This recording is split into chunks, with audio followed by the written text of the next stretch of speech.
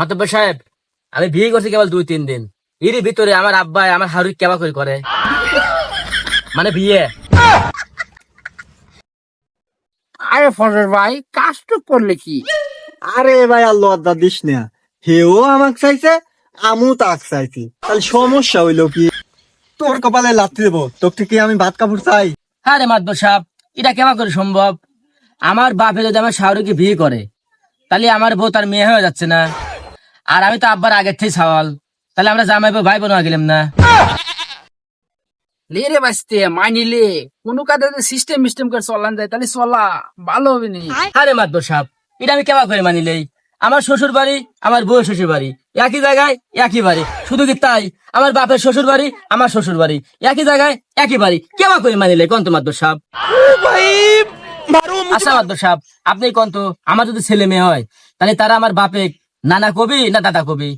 আমার বাপের যদি ছেলে মেয়ে হয়, তাহলে সে আমাকে মামা কবি না দুলাভাই কবি?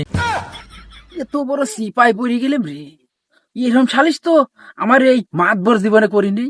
ও মাতব্বর, তা নয় বাদই দিলাম, আমি আমার আব্বারে শ্বশুর কব না আব্বা কব? আমি কোন প্রশ্নের সম্মুখীন হইলাম? এ গাদা, তুই নাই তোর আব্বারে ড্যাডি কোয়া?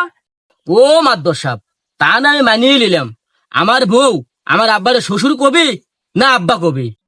আর তো পারা গেল না, ধৈর্যর বাদ তো ফারাক্কার বাদের মতো ভাঙিয়ে গেল।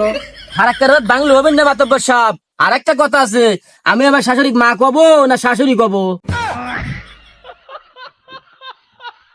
এ গাদা, তুই তাহলে মাম্মি ডার্লিং বল।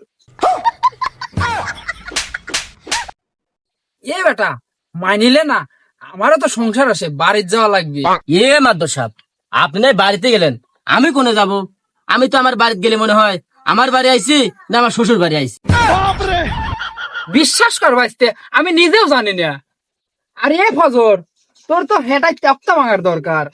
আর হন, মিটলাই যতদিন আপেল না হবে, আমি মাতব্বর সাহেব কোনদিন দরবার করবো লাই, বুঝছিস? আর আমি কি রাজি নে?